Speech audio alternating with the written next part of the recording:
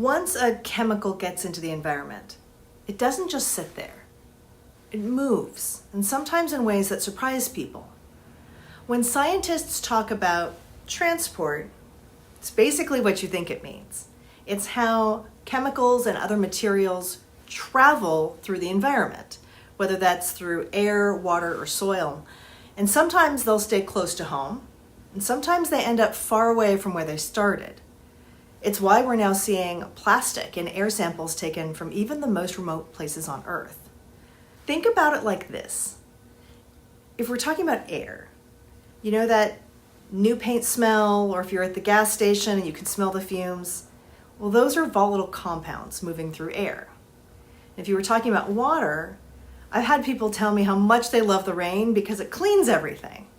Well, what that really means is that rainwater is washing across the surface and it's picking up everything, not just the grass clippings and the trash, but oil, metal, pesticides, and it's carrying it into storm drains and sewer systems and ultimately possibly into oceans and rivers.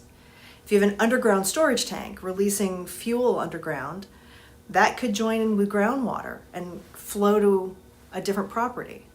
If we're talking about soil, there are some chemicals that stick to soil and some actually move, so that if the soil moves or if the water moves through it, the pollutants do too. These are called pathways, and they explain why contamination at one spot can show up in another. Maybe it's a nearby creek or in a drinking water well or in a building that sits on top of a chemical spill. Understanding transport helps us to understand what to test, where to clean, and how to prevent pollutants from spreading.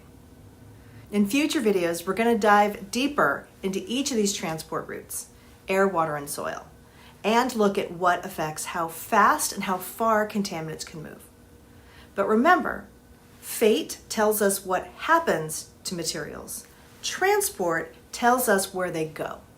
And that is the key to understanding many of the environmental issues and our regulatory system.